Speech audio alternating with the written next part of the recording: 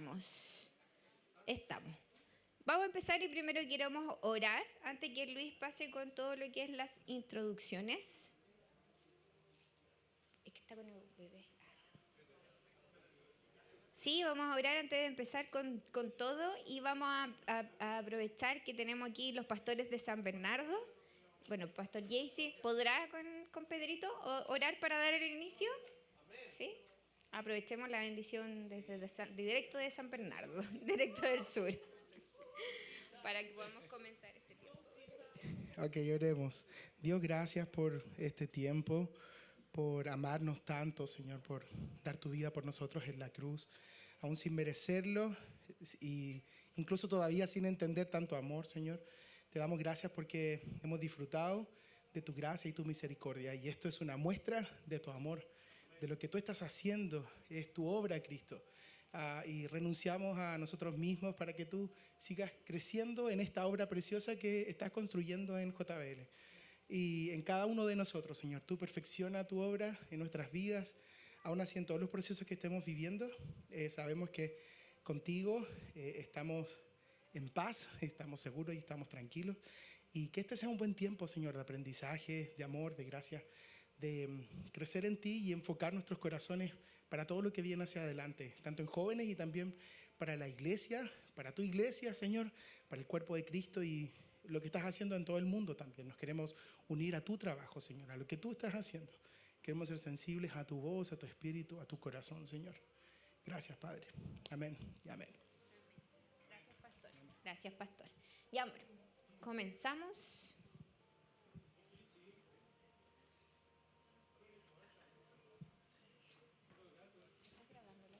Sí, sí, sí. Ah, sí, sí. Ok. Sí, sí. Sí, sí. Ya, muchas gracias a todos los que están acá, siendo ya estamos atrasados. Oh, está el fuerte volumen. Necesitamos varias cosas. Sabemos que en esta disposición hay muchas posibilidades de distraerse. Ya. Así es que el día de hoy, vamos a hablar varios momentos. Recuerden que, primer momento, los próximos 2 minutos, voy a hablar un poquito de lo que hablamos la semana pasada. ¿Ya? Los que no pudieron venir la semana pasada, les enviamos un link con el video. Hay varias personas que iban a venir esta semana que no pueden venir porque de distintos motivos, y a ellos también les vamos a mandar el link. Si ustedes quieren el link de hoy y de la semana pasada, también avisen y se los enviamos. ¿Ya? Por si acaso, estamos grabando todo. Segunda situación, cuando termine yo la explicación de hoy, va a pasar la primera sesión, y después de eso damos un aplauso y después viene la segunda sesión. Y damos un aplauso, lloramos y nos vamos. ¿Ya? Idealmente pronto. ¿Qué tenemos que hacer? Tenemos que anotar todo lo que quieran.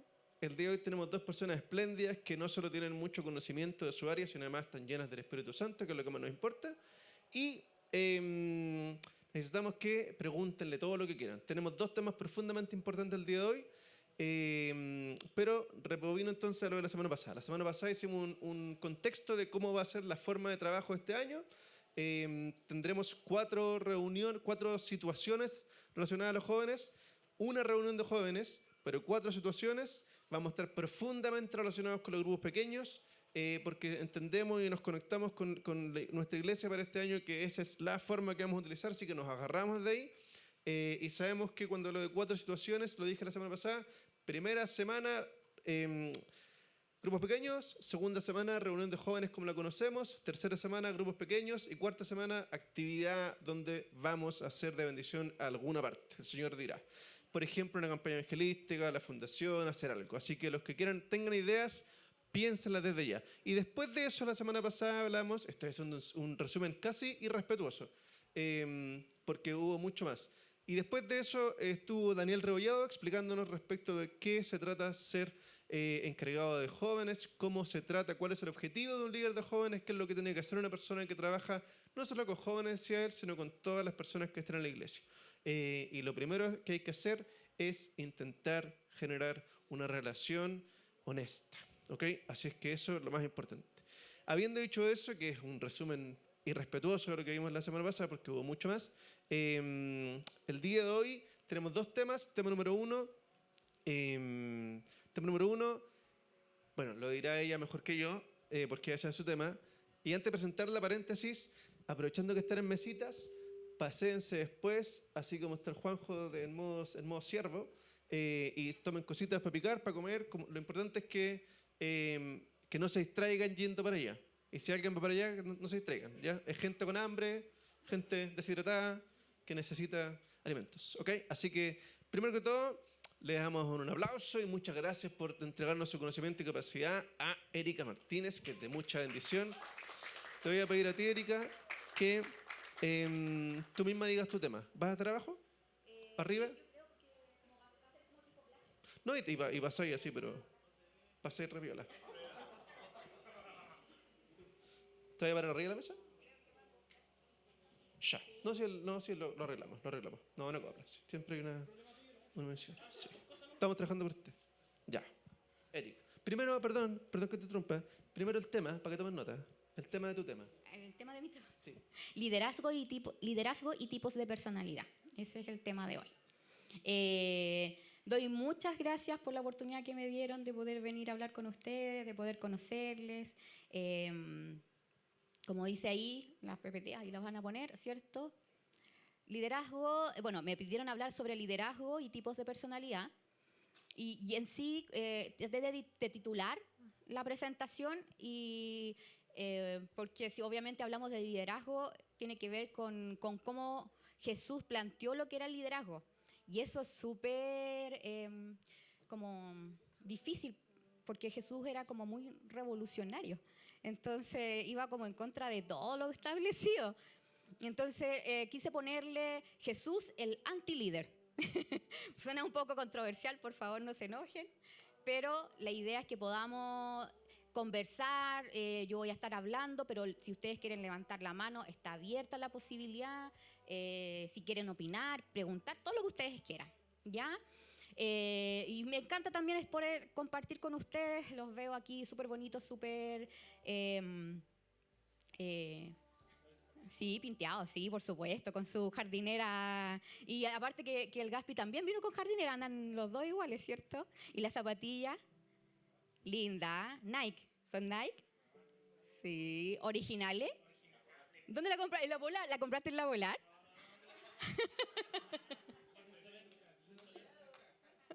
Mira, sí, pues, en la Polar. Porque si hablamos de cosas que son más o menos chantas, ¿cierto? ¿Cuántas cosas hemos escuchado de repente que son los líderes de cómo deberían ser los líderes, ¿cierto?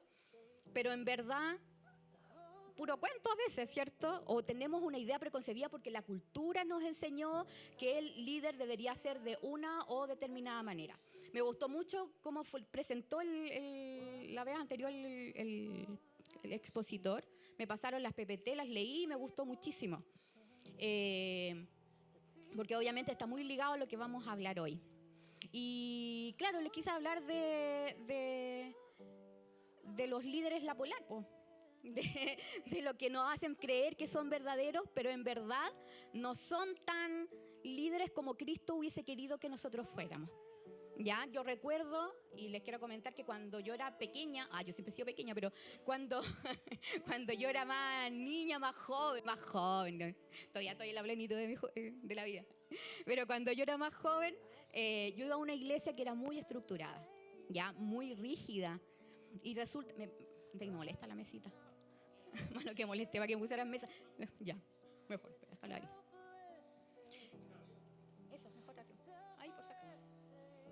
Después de todo, igual lo dejamos arriba. Yo iba en una iglesia muy estructurada, ¿ya? Muy rígida. Las mujeres tenían que ir con el cabello largo, con falda. Las mujeres no podían predicar, no podían hacer nada. Y cuando se me ocurrió estudiar psicología, le fui a hablar con el pastor, pedí audiencia, porque había que pedir audiencia. Y me dio una hora como para un mes después. Y después de un mes, yo pude ir y había una fila gigante antes que yo. Y cuando logré entrar, le dije, ¿sabe qué?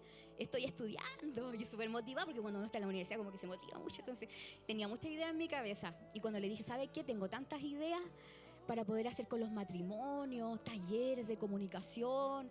Podríamos trabajar con los jóvenes y así, no sé, podríamos hacer esto y esto otro. Ya, me dijo, mira, estamos hablando de que tú harías los talleres. Sí, pues yo los haría. Le dije, no, pero la verdad es que no se puede. ¿Por qué? Porque la Biblia dice, pues, calle mujer en la congregación. Ya, dije yo. Y después me dijo, la verdad es que si tú quieres me lo enseñas a mí y yo hago los talleres. Y fue así como, ok. Y le dije, la verdad es que no es lo que yo esperaba, porque la idea es que yo crezca y usted no me está dejando crecer. Y él se molestó mucho, porque en ese tiempo a los pastores no se les podía decir que no. Ellos nunca tenían, siempre tenían la verdad, o es lo que ellos creían que era un líder.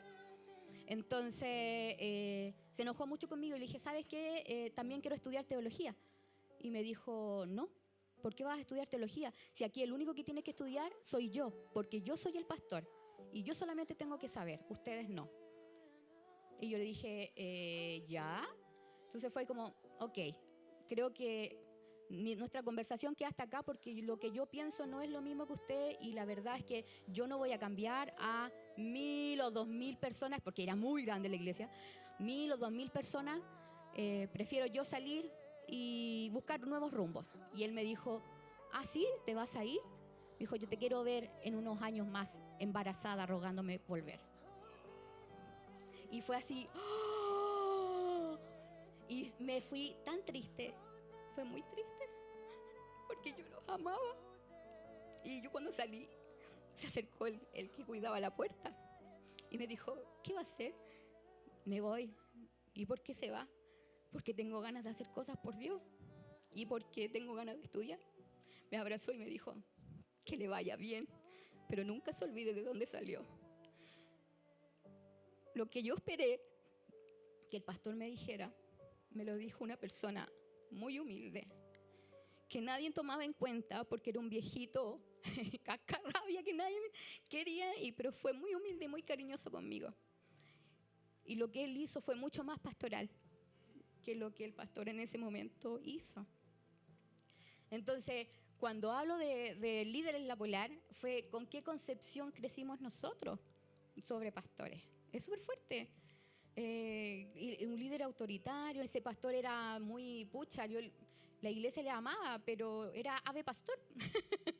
O sea, no se podía, era patrón de fundo. Entonces, es muy complejo la situación. Una vez dijo, es que una vez, todo lo que predican adelante es porque lo que Dios quiere que digan. Entonces, si yo me equivoco es porque Dios quiere que yo me equivoque. Entonces, una vez yo leí un texto bíblico y me equivoqué, en vez de mesa dije masa, por decir algo. Entonces, le di todo el día con la masa, igual bendije a la gente. Y yo por dentro decía, no, a la gente se le respeta. O sea, y la palabra de Dios también, mínimo haber leído el texto antes y te das cuenta de que hubo un error. Entonces, ¿qué es un líder? ¿Qué es el líder y cómo tiene que ser la personalidad del líder de acuerdo a lo que Cristo quiere para nosotros y lo que Cristo quiere para la iglesia? Y eso es súper importante. Y ustedes que quieren trabajar con jóvenes, es importantísimo que ustedes, sobre todo ustedes, lo sepan. ¿Ya? Vamos con la otra. Jesús, el antilíder. Para poder trabajar el día de hoy nos vamos a centrar en dos textos bíblicos, ¿ya? El primero es Marcos 3:14 y el segundo Juan 13 del 1 al 17. Son dos hitos que considero, digo yo, porque después del análisis o revisión que realicé, en el fondo consideré que eran como los dos hitos que marcaba, ¿cierto?, el ministerio de Jesús y que nos hablaba de cómo nosotros poder ser líderes o antilíderes, ¿ya? El primero, ¿cierto? Dice, y estableció a 12 para que estuvieran con él, para enviarlos a predicar. Y el segundo, ¿cierto? Dice que cuando Jesús lava los pies de los discípulos. Ambos, si avanzamos un poquitito, nos muestra, ¿cierto?, los hitos de cuando partió Jesús su ministerio y cuando lo terminó en la última cena. ¿Ya? Acá, ¿por qué yo pongo los estatus sociales en tiempos de Jesús? ¿Y por qué digo que Jesús era revolucionario para su tiempo? Y esto es súper importante, porque nosotros no podemos conocer lo que quería Jesús si no conocemos el contexto que rodeaba a Jesús y por qué hizo lo que hizo. ¿Ya? Aquí es súper importante, ya casi me voy a subir acá porque no traje mis lentes. Y dice, la cultura judaica era súper, las clases sociales estaban muy marcadas, ¿ya? Y si hablamos de discriminación, creo que dentro de la cultura judía en ese tiempo había mucha, ¿ya? Entonces había muchos estatus sociales y había muchas personas que eran relegadas y llamadas anatemas, o sea, en el fondo eran maldecidas porque en el fondo eran profanas, ¿ya? Entonces, dentro de los primeros eslabones que Jesucristo, por ejemplo, o sea, que existía en ese tiempo, primero están lo de sangre legítima o sangre limpia. Esta palabra me recordó como a Harry Potter.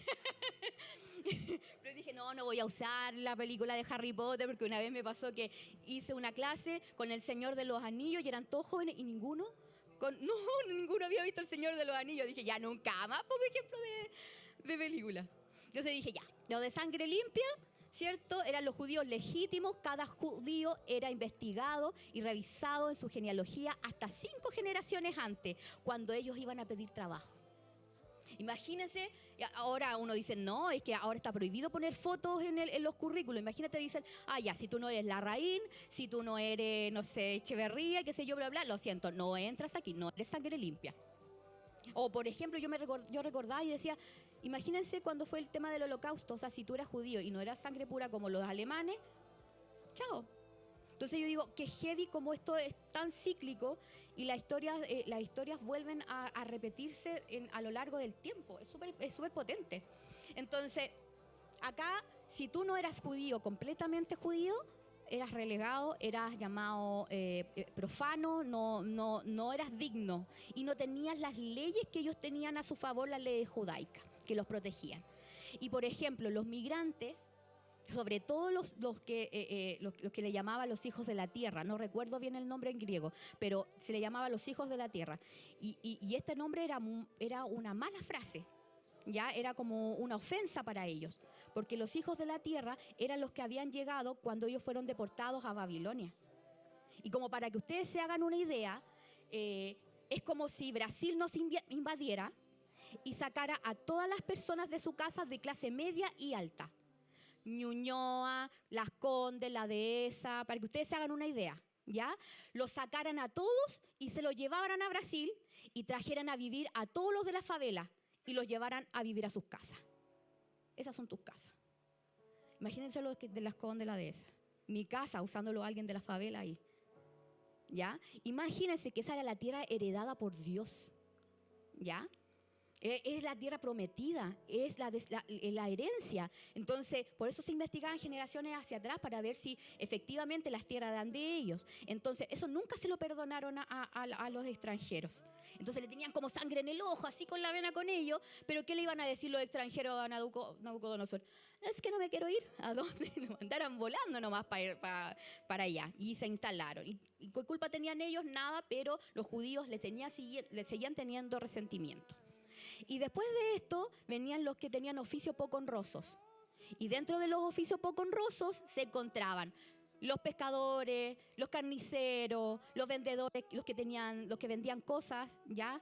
Los que tenían tiendas, ¿y por qué? Porque se tachaban de ladrones, o porque a lo mejor cuando tú vendías carne, él te vendía la carne mala, ¿ya? O de un animal enfermo. Entonces decían que eran medios pillos. O echaban a perder las balanzas y decía que pesaba 1 kilo y nunca pesó 1 kilo. Entonces eran como tachados de estafadores, ¿ya? También, por ejemplo, los cobradores de impuestos eran súper mal vistos, ¿cierto? Los médicos, porque supuestamente solamente atendían a los ricos, se favorecían, pero no a los pobres. Entonces, para ganar dinero, finalmente los pobres no tenían ayuda. Estaban, por ejemplo, los curtidores de cuero, los que trabajaban el cuero, ¿cierto? Ellos también eran mal vistos, y entre otros. Ya los pastores también, porque al parecer también en ese tiempo no faltaba el que se robaba alguna ovejita del dueño y la vendía, o bien la lana o de algún producto Entonces los judíos tenían prohibido comprarle cosas a los pastores, tenían que hacerlo directamente con los dueños, ¿ya? Eran mal vistos. También estaban los esclavos judíos, ¿ya? Y dentro de esta escala habían 3.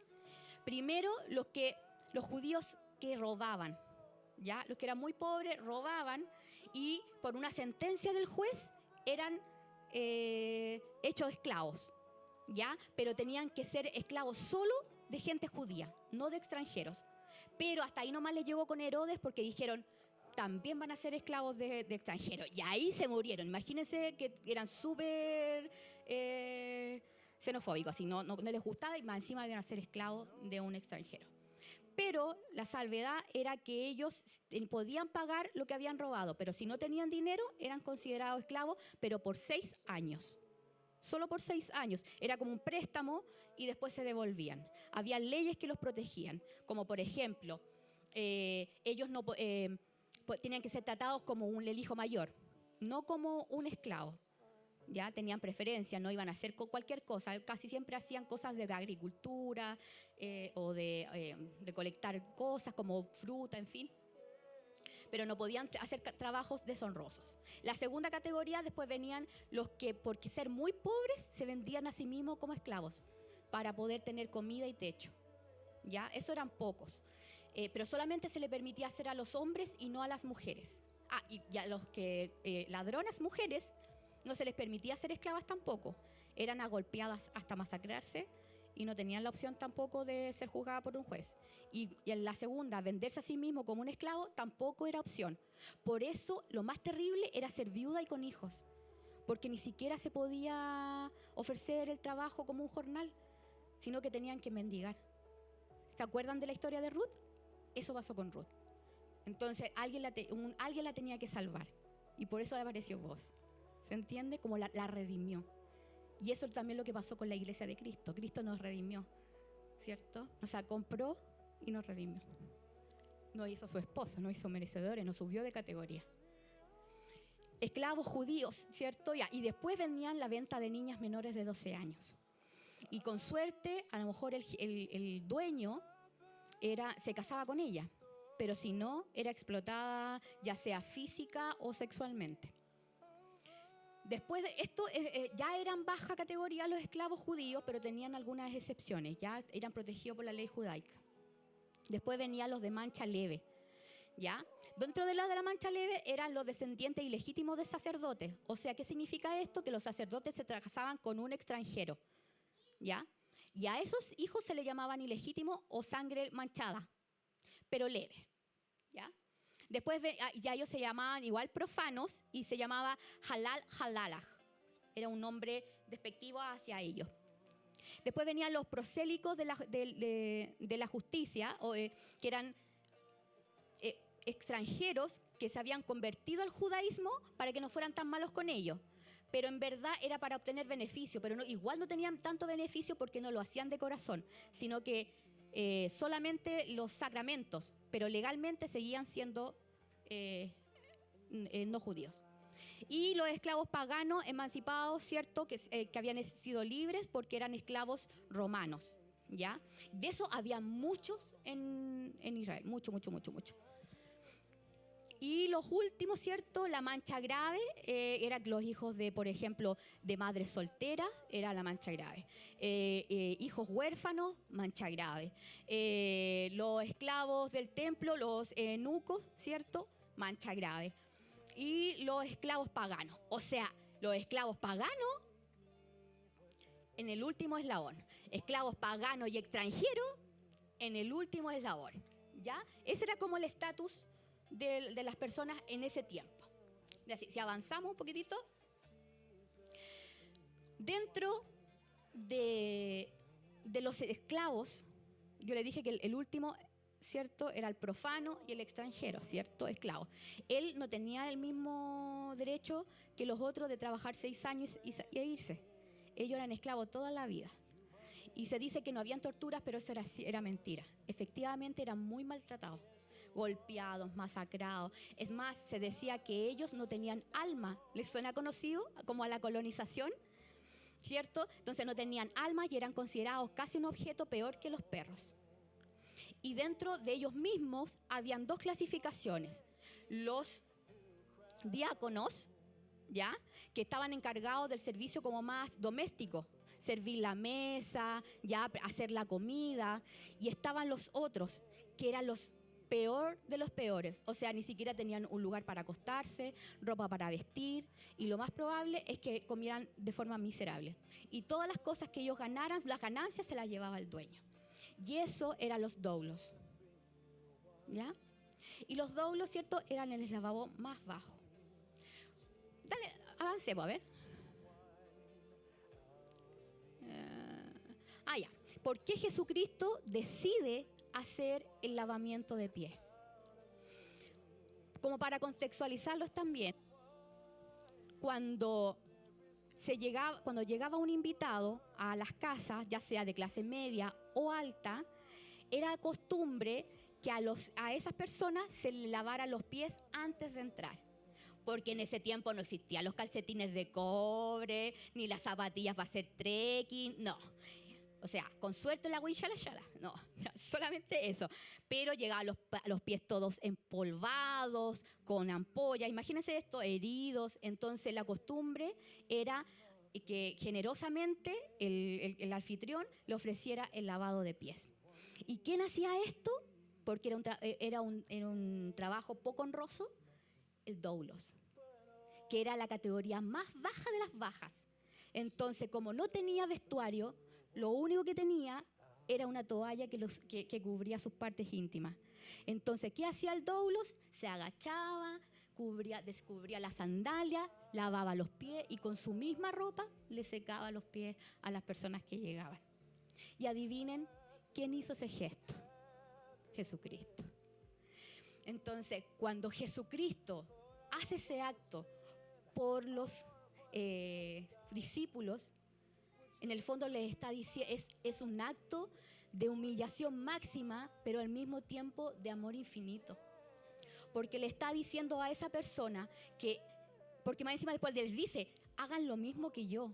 O sea, antes de hacer incluso el gesto, después le dice, él tuvo una revelación. Dijo, Judas, me vas a sacrificar, o sea, me va a acusar. Y tuvo una revelación del Padre y supo efectivamente que Él era el Hijo de Dios y que tenía todo el poder sobre Él. Y cuando lo supo, en vez de decirle a los discípulos, adórenme, hey, soy el rey, hey, miren, soy el rey, ¿qué hizo? Se sacó el manto, se puso una toallita y puso a lavarse los pies. El acto más hermoso, lleno de amor y lejos de todo prejuicio. ¿Saben por qué? Porque también le lavó los pies a Judas.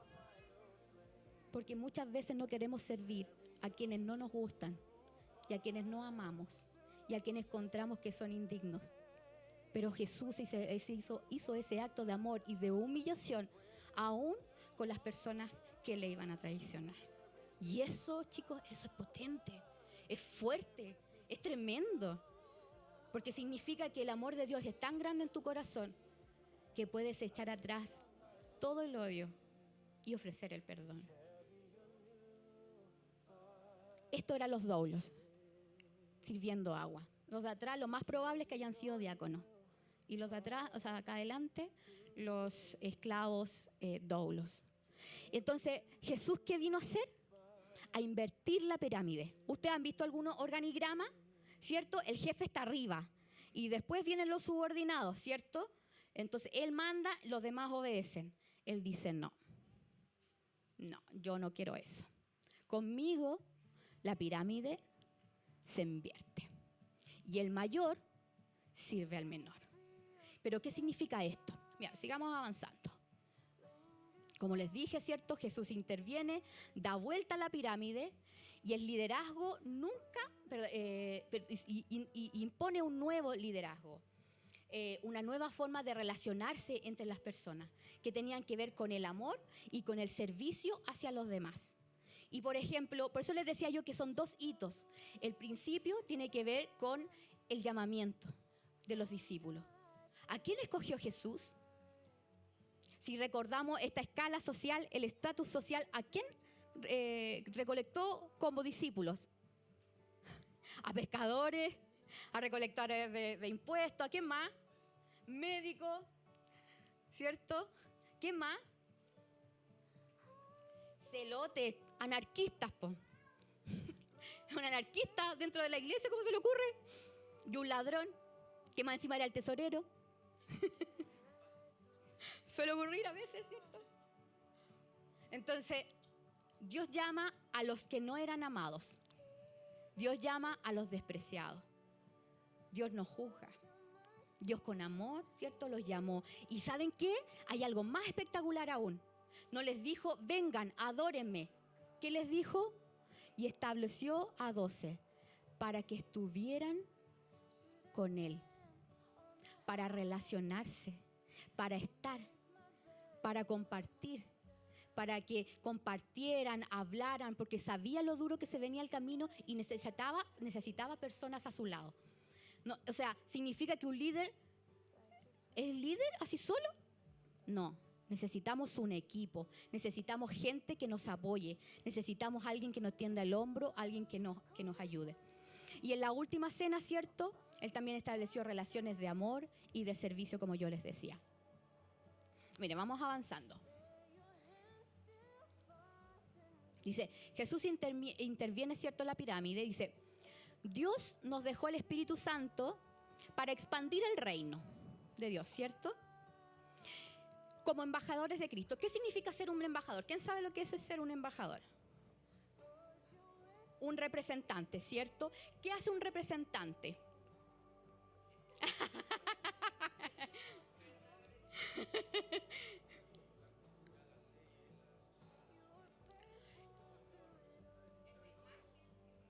Exactamente, tal como ustedes dicen, la imagen, hace exactamente lo que dice la cultura, todo de su país, ¿cierto?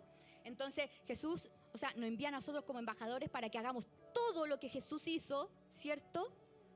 O sea, que vean a Cristo en nosotros, al mundo para extender su reino. La sociedad está corrompida por el pecado, ¿cierto? Y eso lo vemos, es como que si nosotros hacemos memoria, es cosa de prender las noticias o salir a la esquina o ver el auto a ver si no me lo han robado, ¿cierto? Como una cosa, eso. O sea, vemos una sociedad súper dañada, súper manchada, súper teñida de negativo, muchas guerras, amor al poder. O sea, ¿dónde existe la palabra comunidad y amor en esta sociedad? No, está súper trastocado. No, es como que no existiera realmente una comunidad perfecta, una sociedad perfecta. Pero, ¿qué es lo que Cristo nos dice a nosotros que seamos como líderes? Nuestra misión es enseñar a la sociedad que existe de verdad una verdadera comunidad. Que vean a través de nosotros que existe la posibilidad de relacionarse de otra forma. ¿Se entiende? O sea, en nosotros tiene que ver, siempre nosotros pensamos, pucha, él no es bueno, lo juzgamos a veces antes de conocer a las personas, las tachamos o somos poco amorosos con ellos, pero en verdad lo que se necesita es todo lo contrario, o una comunidad de amor que funcione, cosa que diga, mira, pero si con ellos funciona, ¿se entiende? Entonces la idea es que nosotros promovamos esto. Andemos con la otra. Dice, Jesús invierte la pirámide, ¿cierto? Dice, y estableció a los 12 para que estuvieran con Él.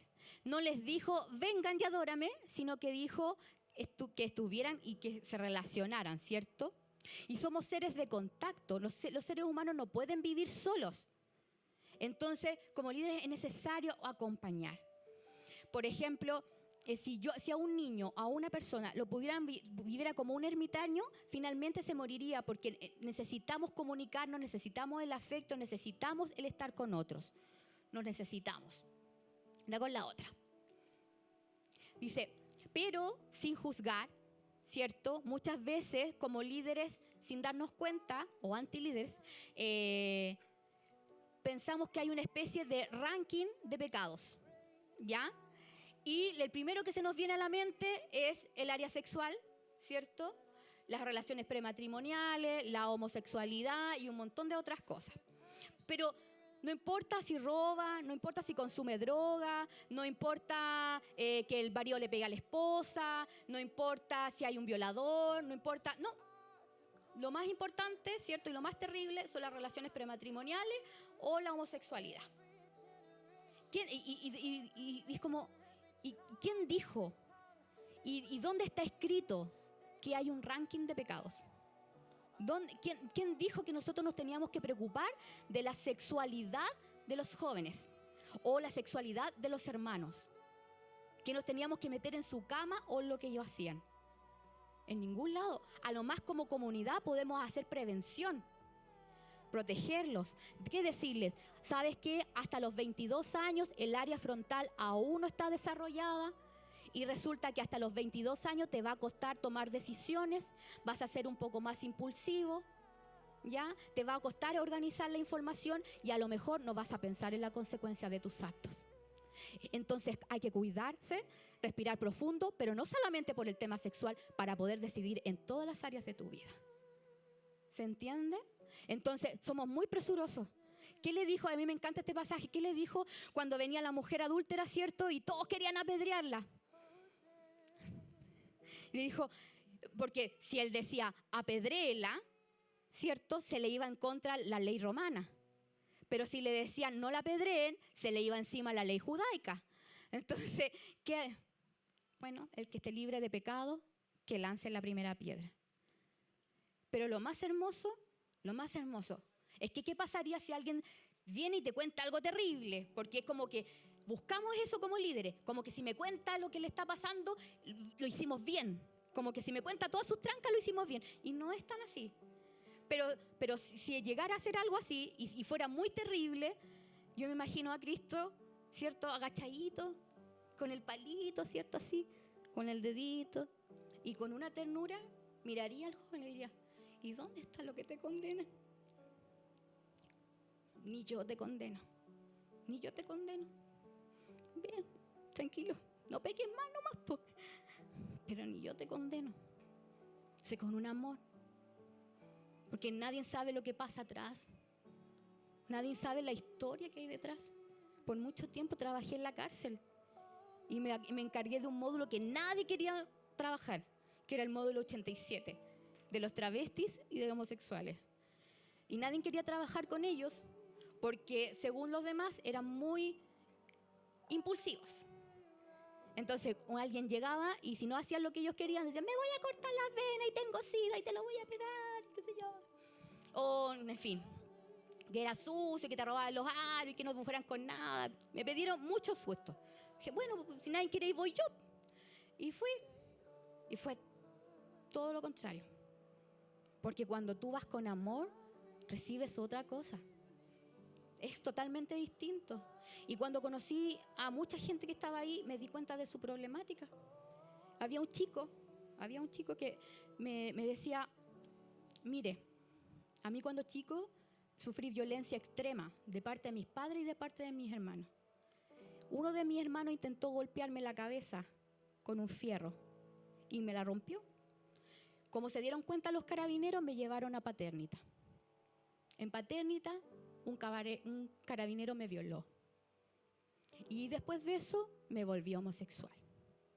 Porque, no sé, tenía un rencor con mi mamá tremendo.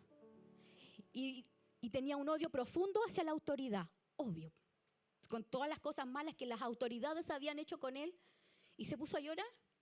Y era una persona que no se ponía a llorar. Era súper al choque, era como súper a la defensiva y que te metía... Y era súper como bueno para reclamar también. Entonces me decía, no me gusta, pero que aquí yo me ponga a llorar. Es que usted me hace llorar, señorita. Y yo le decía, pero es que no es que yo te haga llorar. Es que quizás en este espacio tus defensas se caen. Todas esas defensas que tú tienes se caen. Porque yo no te estoy juzgando. Te entiendo, si, lo tuyo fue súper triste. Y obvio que te sientas mal. Y obvio porque lo que te pasó no es justo. No corresponde. Y él se pone a llorar. Y se le caían las defensas. Defensas como las corazas. Entonces, cuando uno intenta entender la historia que hay detrás de cada uno de ellos o de todas las personas que se acercan, es distinto. Rompe, hace la diferencia. Y lo más bonito de todo fue cuando me fui de ese lugar. Porque intentamos inculcar el amor y la familia. Y cuando le decía, pucha, ustedes pueden estar de aquí entre un mes a un año o más, porque tenían que esperar la sentencia. Entonces le decía, chicas, hagamos una bandera gay. Pucha, me van a matar aquí ahora porque estoy diciendo esto. Hagamos una bandera gay entre todos, porque todas se odiaban entre ellas. Entonces, hagamos una bandera, ya, sí, y todos, y se ponían de acuerdo y hacían la bandera. Es que yo soy trans, ya, tú haces una bandera trans, ya, toma. Entonces, pero le dije, hey, pero miren su espacio, está todo sucio. ¿Ustedes van a querer decorar frente a todo el espacio sucio? Tenemos que limpiar. Limpiamos. Pusieron las banderas. Oigan, pero que estamos aburridos. Hagamos actividades, chiquillas. Ya, les traigo esto, ya, les traje.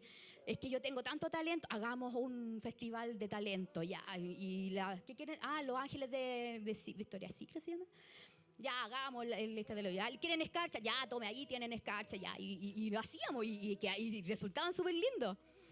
Y después al final me fui, me cambié de trabajo y me dijeron que me necesitaban en el módulo. Y cuando llegué, me dijeron, póngase ahí. Y habían un montón de internos atrás mío. Y eso estaba prohibido, porque en caso te pueden tomar de rehén. Entonces teníamos un protocolo súper estricto. Pero se pusieron todas atrás mío y me pusieron al lado del edificio. Y al lado tenían todas sus piezas en los pisos de arriba. Y cuando de repente veo que vienen desde el fondo con algo tapado y ponen, súper dramática, ponen la canción de Amy Wayne y empiezan así.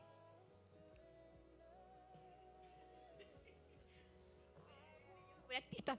Entonces, cuando llegan al lado mío me dicen, la extrañaremos. Y caen papelitos desde arriba, de colores. Y me puse a llorar porque me emocioné tanto. Y me pasan un ramo de flores hecho de goma eva, de los materiales que yo les pasaba. Y me dice, nunca la vamos a olvidar. Gracias por amarnos.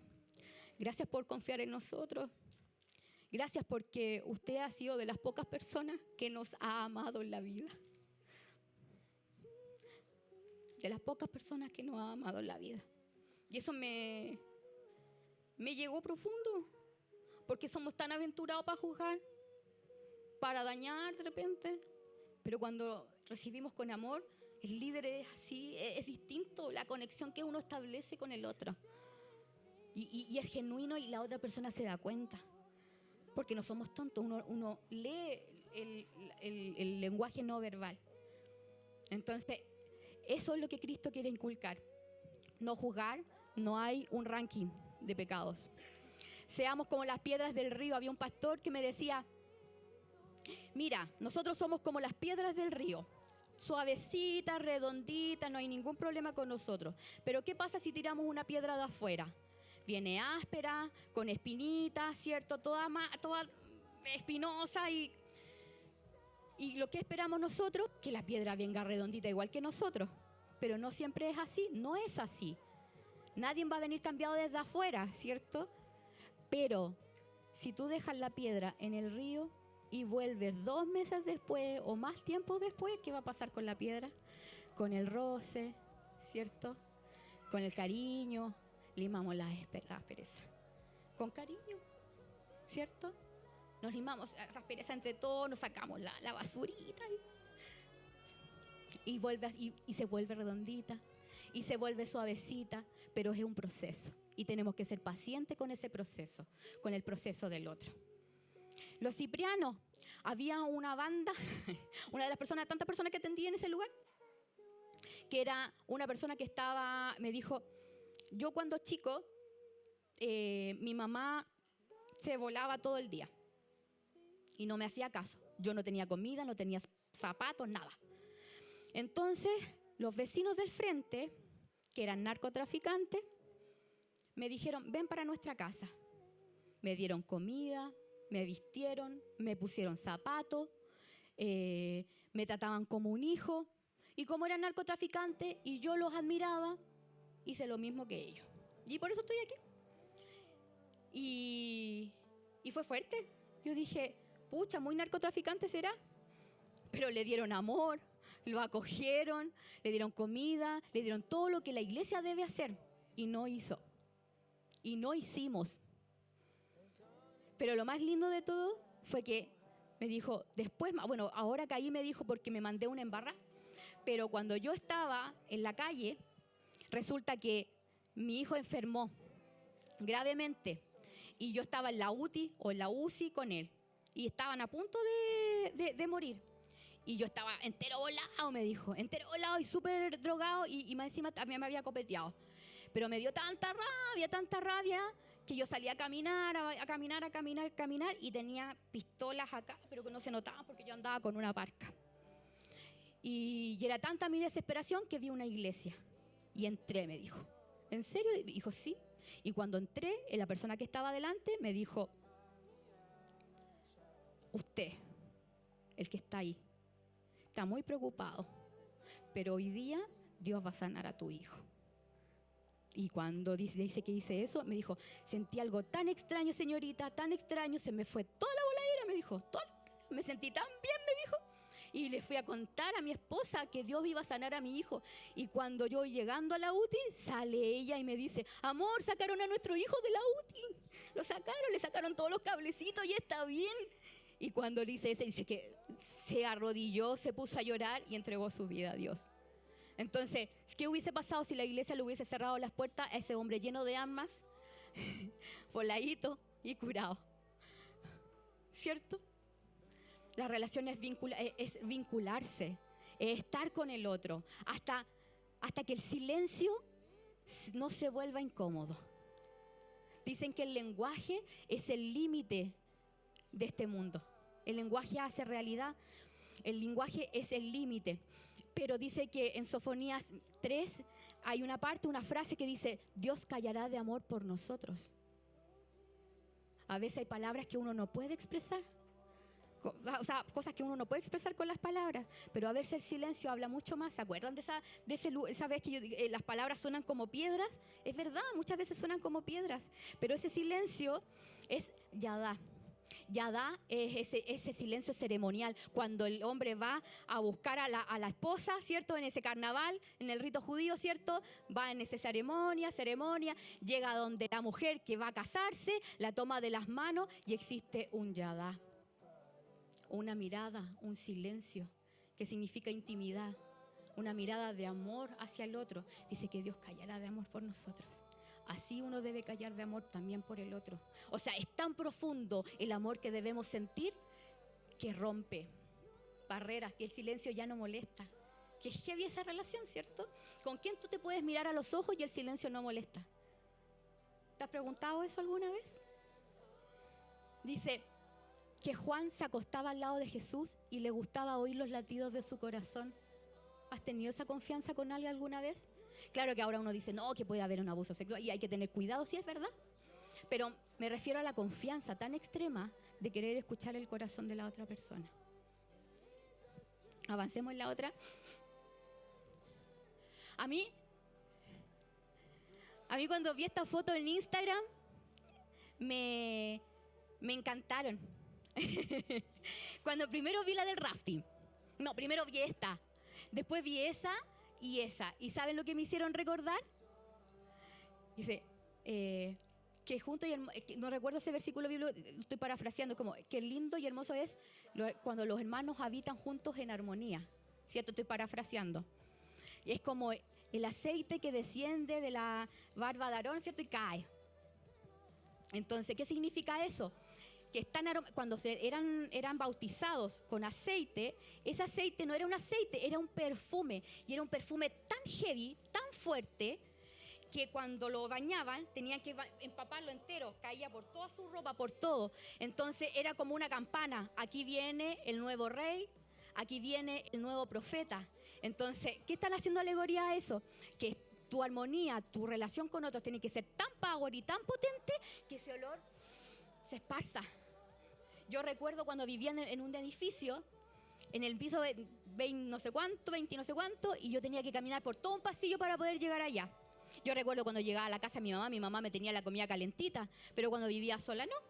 Entonces pasar por imagínense después del trabajo, pasar por ese pasillo, pasaba por una puerta, sopaipillas pasadas, pasaba por la otra puerta, cazuelita, y pasaba por la otra, ¿y cuál de todos comía más rica? ¿Y qué ganas de estar ahí?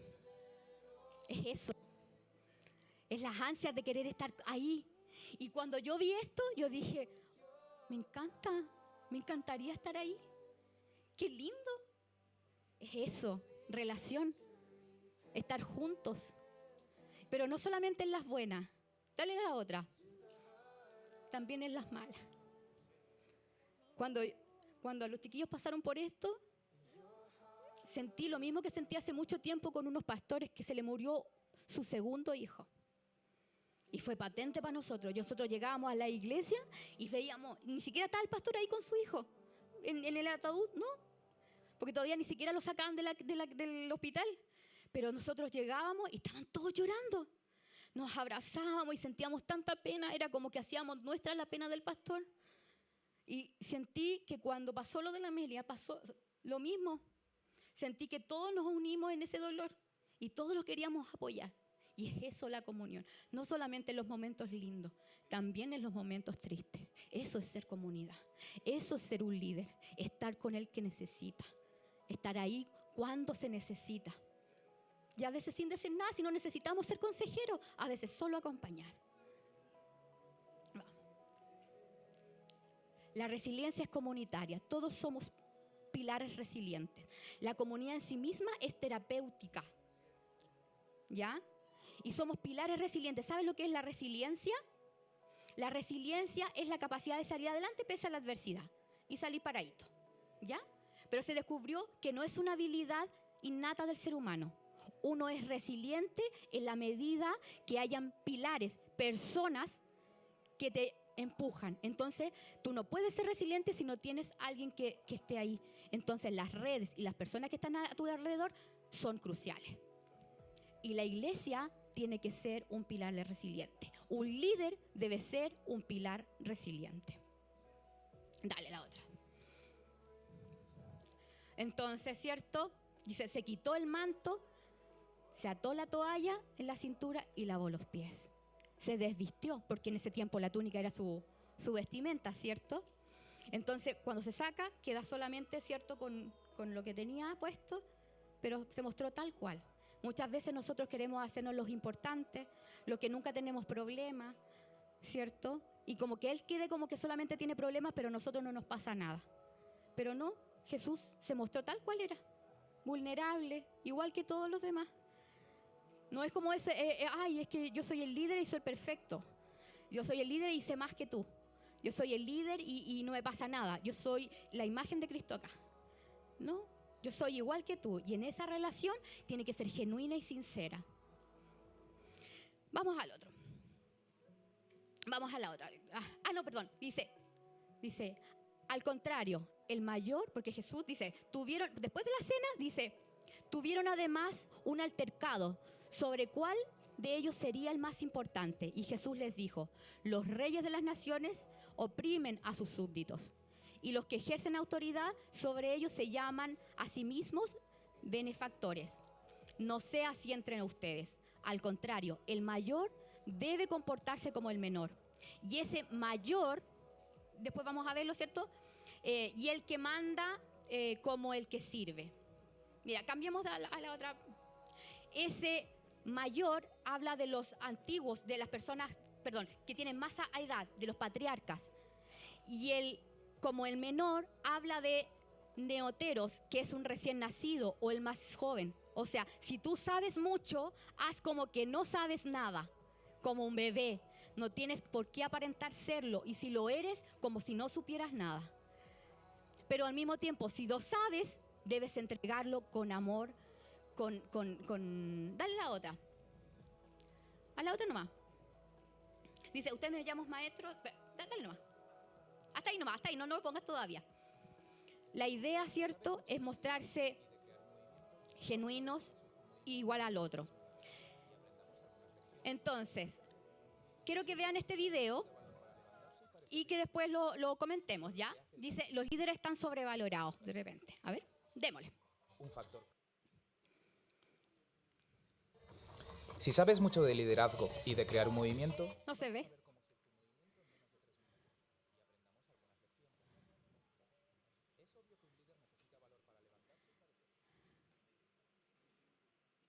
Ahí se veía un poquito, pero se fue. Ahí sí. Ponele volumen. De crear un movimiento, vamos a ver cómo surge un movimiento en menos de 3 minutos y aprendamos algunas lecciones. Es obvio que un líder necesita valor para levantarse y parece ridículo, pero lo que hace es tan sencillo que es casi educativo. Un factor clave, que sea fácil de seguir. Ahora llega el primer seguidor, quien juega un papel esencial. Muestra públicamente cómo hay que seguir. Mira cómo el líder lo acoge como un igual. Ya no está el líder solo, ahora son una pluralidad. Mira que llama a sus amigos para que se unan. El primer seguidor debe ser valiente, porque se debe enfrentar al ridículo. Ser el primer seguidor es una forma subestimada de liderazgo. El primer seguidor transforma a un loco en un líder. Si el líder es el pedernal, el primer seguidor es la chispa que enciende la llama. Aquí está el segundo seguidor, es el punto de inflexión. Es la prueba de que el primero lo ha hecho bien. Ahora no es un loco, ni son dos locos, ahora es una multitud y están ahí para decir algo. El movimiento debe ser público, y el público no debe ver solo al líder, es necesario ver a los seguidores, porque los nuevos seguidores emularán a los seguidores, no al líder. Ahora llegan 2 más y otros 3 inmediatamente, hemos conseguido el impulso. Es el momento crucial, ya tenemos un movimiento. A medida que se unen más personas, va desapareciendo el riesgo. Si antes se quedaban mirando, ahora ya pueden unirse, porque no van a destacar, no parecerán ridículos y formarán parte del grupo de moda si se dan prisa. En el próximo minuto verás al resto que decide ser parte de la multitud, porque serán ridiculizados si no se unen. Señoras y señores, así es como se crea un movimiento. Vamos a ver qué hemos aprendido. Si eres una versión del chico que baila completamente solo, recuerda la importancia de tratar a tus primeros seguidores como si fueran iguales. Que todo gira alrededor del movimiento, no de ti. Que sea en público, que sea fácil seguirte. Pero, ¿entendiste la lección más importante? El liderazgo está sobrevalorado. Sí, empezó con el chico sin camiseta y a él se le dará todo el mérito. Pero ya viste lo que verdaderamente ha pasado. El primer seguidor fue quien transformó en un loco al líder. No hay movimiento sin el primer seguidor. Nos dicen que todos debemos ser líderes, pero si fuera así, no tendría eficacia. La mejor forma de crear un movimiento, si de verdad quieres, es siendo un seguidor valiente y enseñando a los demás a seguir. Cuando veas a un loco haciendo algo fantástico, ten el valor de ser la primera persona en levantarse y unirse.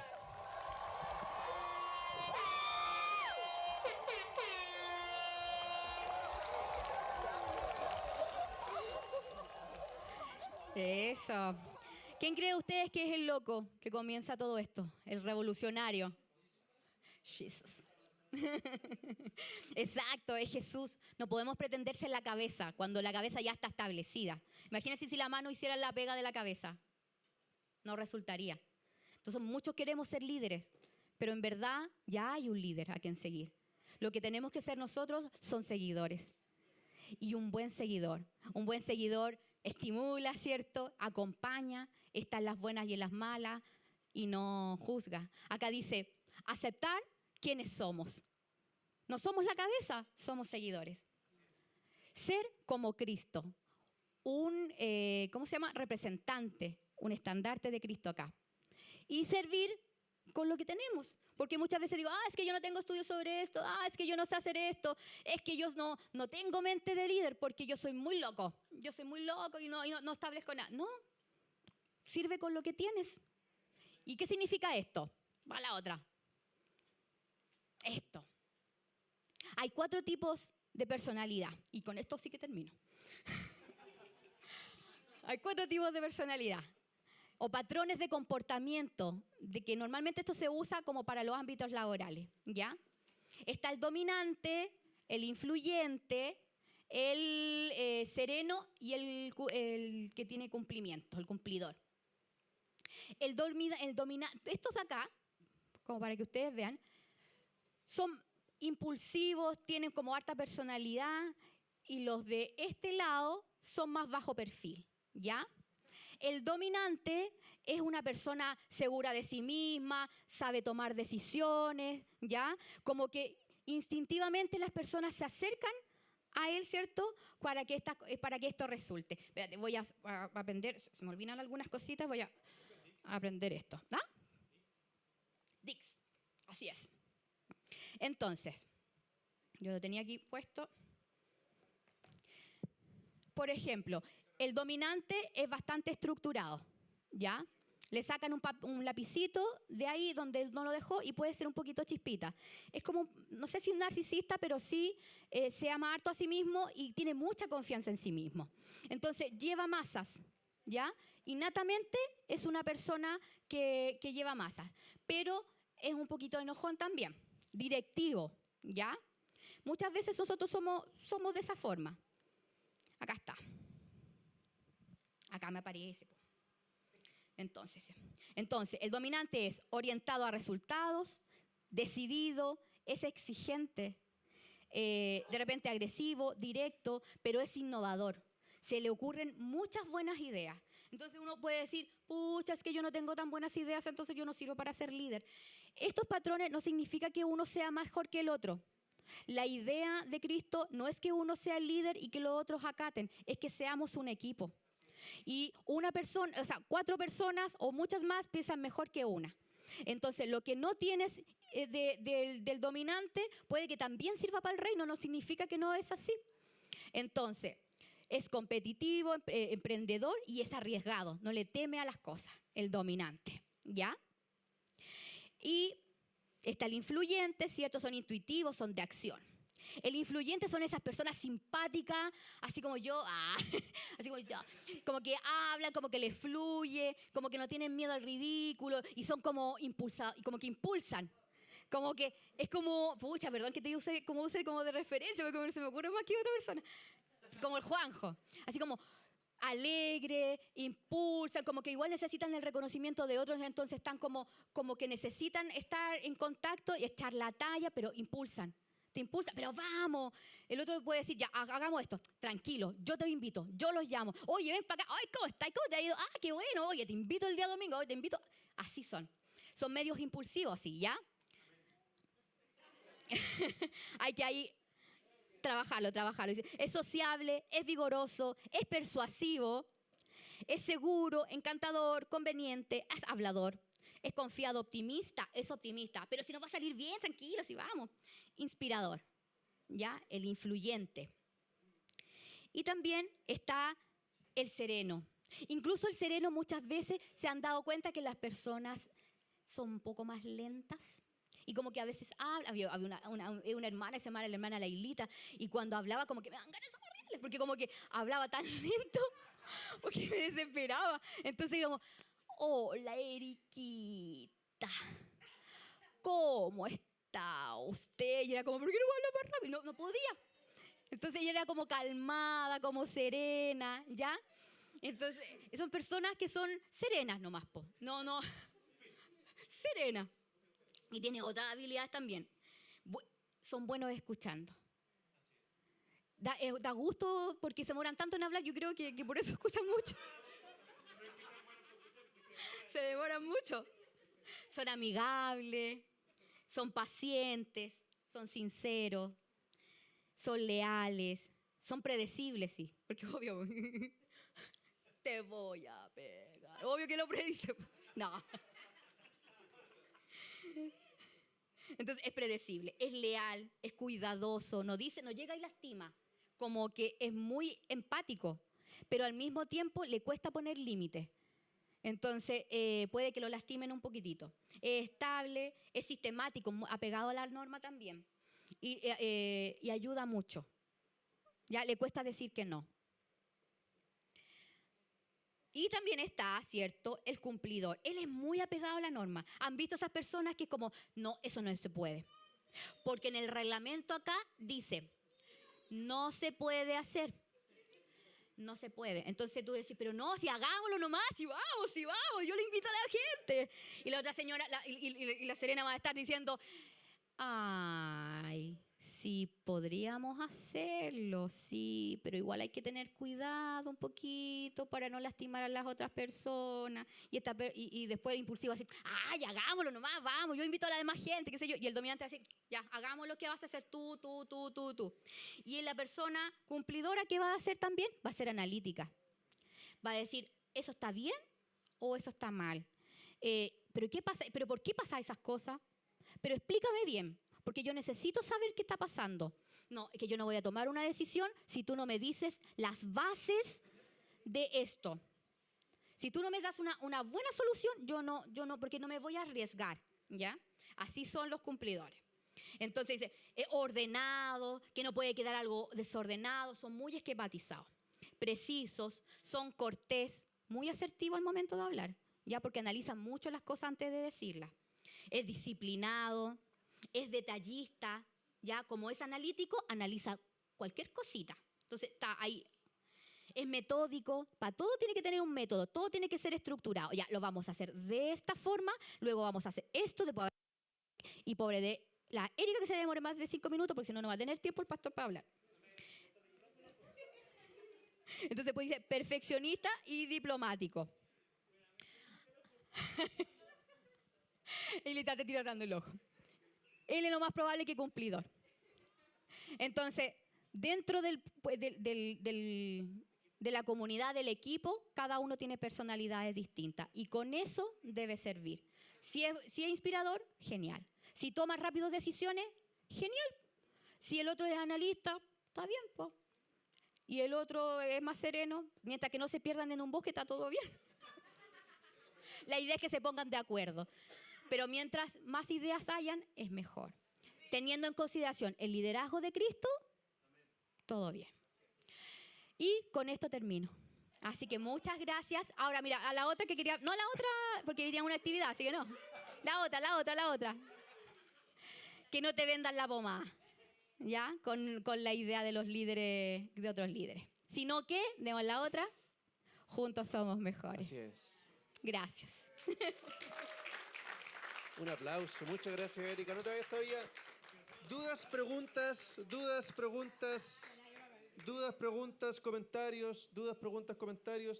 Ya, comentarios y felicitaciones. Después se acercan por favor a la Erika. Nuestro plan, por si acaso, es que en unos 3 o 4 meses más queremos hacer una segunda parte, pero no con la misma información, porque es importante volver a capacitarnos y profundizar en ciertas cosas. ¿Ya? Así que te aviso, te llamo en 3 meses más. Mientras eso sucede, de nuevo un aplauso a la Erika porque nos entregó mucha información. Es importante que cada uno se identifique cuál es tu rol y todos sirven. Eso es lo más importante. Todos sirven. Encuéntrate en tu rol porque todos sirven. Dios dijo que este año vamos a crecer. Amén. Dios dijo que este año vamos a crecer, así que necesitamos todas las manos porque todos sirven. Tienen 40...